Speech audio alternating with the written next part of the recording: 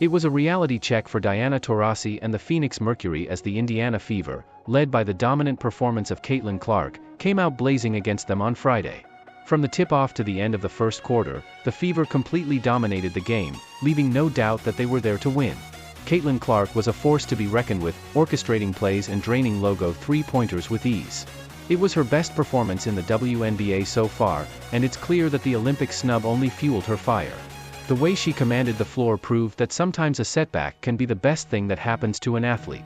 Clark and the Fever didn't just beat the Mercury, they swept them for the entire 2024 season. This is no small feat, considering the hype surrounding Clark's entry into the league. To have bested a legend like Taurasi in every matchup speaks volumes about Clark's emerging status in the WNBA's greatest of all time conversation. With the Fever now sitting at 12-15 and 7th in the standings, they are heating up just in time for the playoffs. No team wants to face them in this form, as the Liberty learned the hard way. WNBA legend Rebecca Lobo has been one of Clark's biggest supporters, and after Friday's 98-89 win over the Mercury, she made a bold prediction that Clark could average nearly 9 assists per game by season's end. Meanwhile, things are looking bleak for Taurasi and the Mercury. After being issued her 6th technical foul of the season, Taurasi is just one away from an automatic suspension.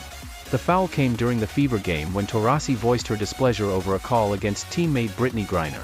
At this point, Taurasi might want to tread carefully, as another outburst could see her sidelined just when her team needs her most.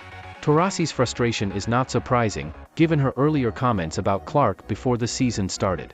Taurasi had said that Clark would face a reality check in the WNBA, but now it seems that reality has come for Taurasi instead. The Mercury's excuses for their loss, citing fatigue and a tough schedule, rang hollow, especially after they had handed the Chicago Sky a heavy defeat just the night before. The truth is, the Fever were simply the better team that night. The claims of being winded and tired fall flat when the game before, the Mercury had shown no signs of weariness. The Fever were just the superior team, and they proved it on the court. As for the road ahead, the Mercury have some work to do to regroup, accept the loss, and move forward. Meanwhile, Clark and the Fever are riding high, and they're looking like a team that's ready to shake up the playoffs.